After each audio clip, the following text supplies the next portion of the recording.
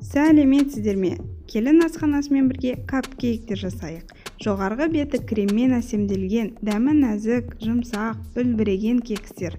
Сыйлыққа не болмаса балабақшада, мектепте балаңыздың мерекесіне апарып берсеңіздер болады. Және қонақ күтер дастархан сәні көркі нашар ерекше десерт болар. 90 грамм, яғни жарты пачка жұмсақ, бөлме температурасында еріген сары майды орташа жылдамдықта ағарғанша миксерлейміз. Жарты стакан, яғни 100 грамм қант қосып, ванилин қосып, 3-4 минут ағарғанша жақсылап шайқаймыз.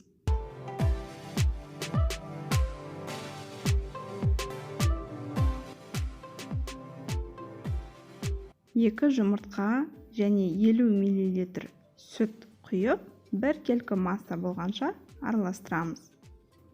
Жасалу жолы оңай, тез болады. Қонақ күтетін болсаңыздар, тез-тез өстіп, сары майыңыз еріп тұрса болғаны, бәрін араластырып, кекстер жасап жесеңіздер болады. Дастарханның көркі сәні болады. Жарты стаканнан көбірек, яғни 150 грамм ұнға, бір шай қасық қопсытқыш қосып, сұйық массамызбен біріктіреміз. Алдымен миксерді қоспай тұрып араластырып аламыз. Одан кейін миксердің жылдамдығын орташа қойып, өстіп бір келкі масса біріккенше араластырып аламыз. Кексқа арналған үйдегі бар формаларды қолдансаңыздар болады. Мен осындай бір қолдануға арналған қағаз формаларын сатып алдым.